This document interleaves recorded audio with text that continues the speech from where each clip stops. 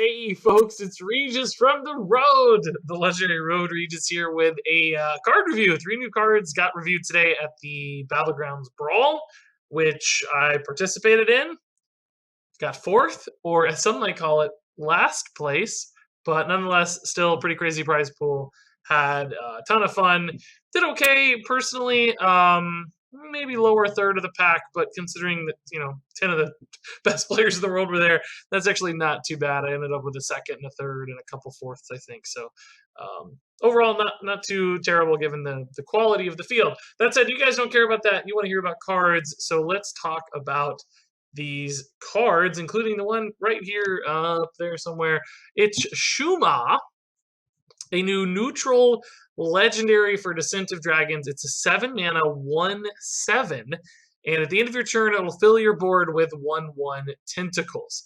And this was joked as it's a high reek, where you just get a bunch of 1 attack things, and maybe that seems rather weak.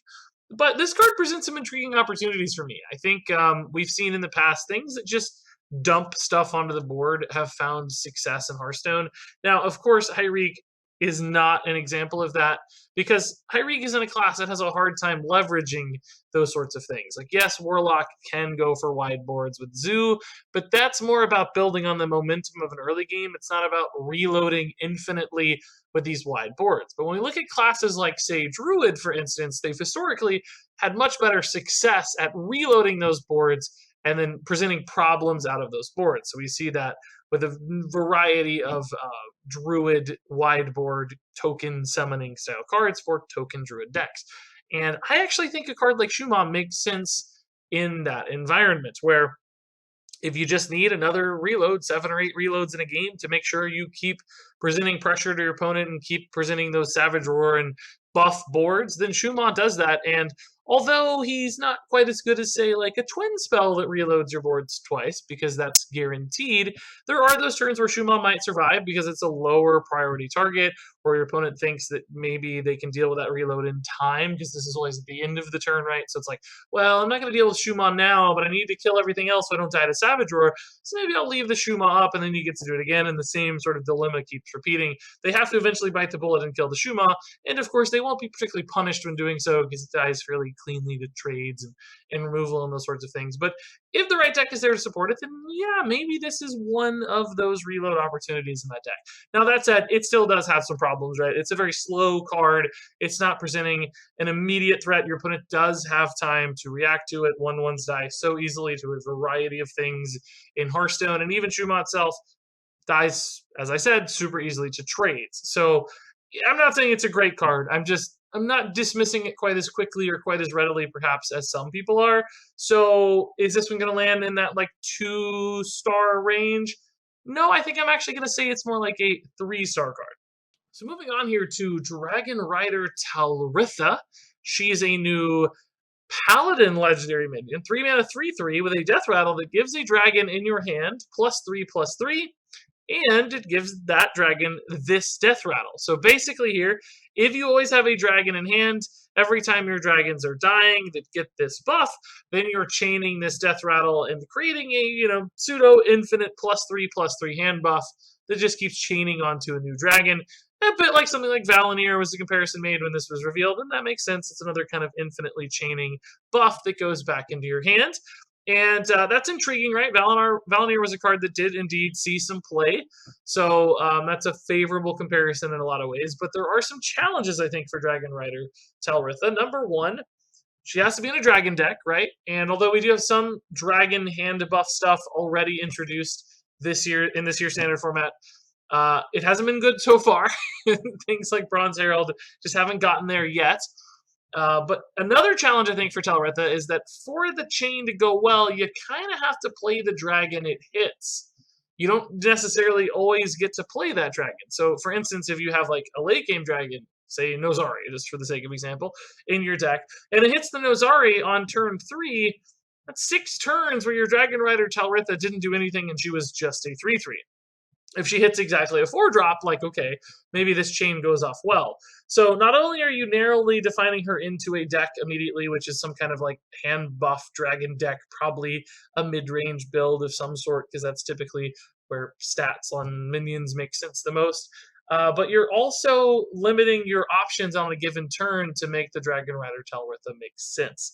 So I think there are going to be some moments where that feels bad. And to be frank, hand buff as an archetype just hasn't really gotten there all that often. We've seen a few specific hand buff cards work, but never a truly hand buff oriented deck. Now, I know things like Glowstone Tech recently got played, but that was more about magnetic buffs. That's because magnetic puts stats into play immediately. Hand buff, they're always delayed until that minion can functionally attack unless it has taunt. Now, obviously, we don't know the full strength of dragons. There's going to be a lot of dragons. It may be possible to just dump a deck of dragons and have a smooth enough curve that it doesn't really matter. Telritha is just a complementary piece as opposed to a sort of central asset to the deck. In other words, it's not built around hand buff. It's just a dragon deck that occasionally gets this additional stat upside to make those dragons hit a little harder. And in those cases, certainly Telritha looks playable to me because she's got a good base stat. She's got long-term upside. So she's doing some favorable things for you. Just because her deck limitations are there and there are some speed concerns, I actually think Telritha is a little bit limited in scope. So again, I'm going to land, I think, at 3 stars for this one. And then finally here, the Envoy of Mizue. Scary looking dude. It's a 2-mana 2/2 for Priest with the battle cry. Look at 3 cards and guess which one is in your opponent's hand to get a copy of it.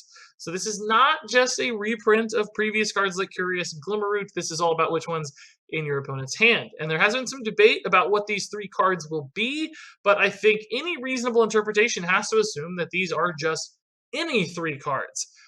From the standard format or whatever format you're in of Hearthstone, these cards will be an option, which means that very, very often you're going to be able to determine which one is actually in your opponent's hand, because most of the time it's going to be a priest card and like 2 random garbage neutral minions that have never seen play in any competitive deck.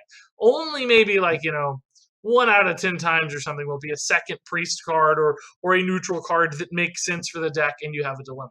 So I'm going to say a vast majority of the time you're going to correctly predict this. You're going to add a resource to your hand and potentially a good resource too, right? Because these are cards that are being played. There are going to be things like hero cards, potentially Galakrons and those sorts of things in your opponent's hand. So you're often going to get something good. Now, one downside, of course, is this is not like a Discover where you get to choose. So it might be that they have, a deadly poison in their hand and you can take the deadly poison, but what do you do with it, right? There are some downfalls, but I would still say a vast majority of the time you're going to end up with a usable, playable card, and occasionally you're going to high roll, and the high rolls are going to matter more than the low rolls are going to hurt you. So, to me, a lot of upside on this card. Certainly a fine way to get moving in any kind of priest deck. Like, it just gets the gears turning, gets you some stats on boards early.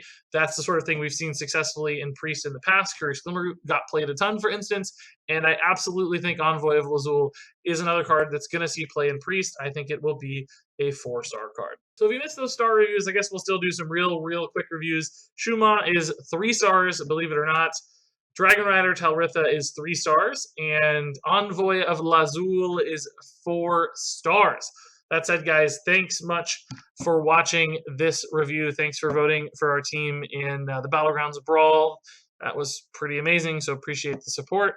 I am still doing a giveaway to support, or to celebrate, I guess, the 75,000 subscriber milestone, although now we're rapidly approaching 80K already.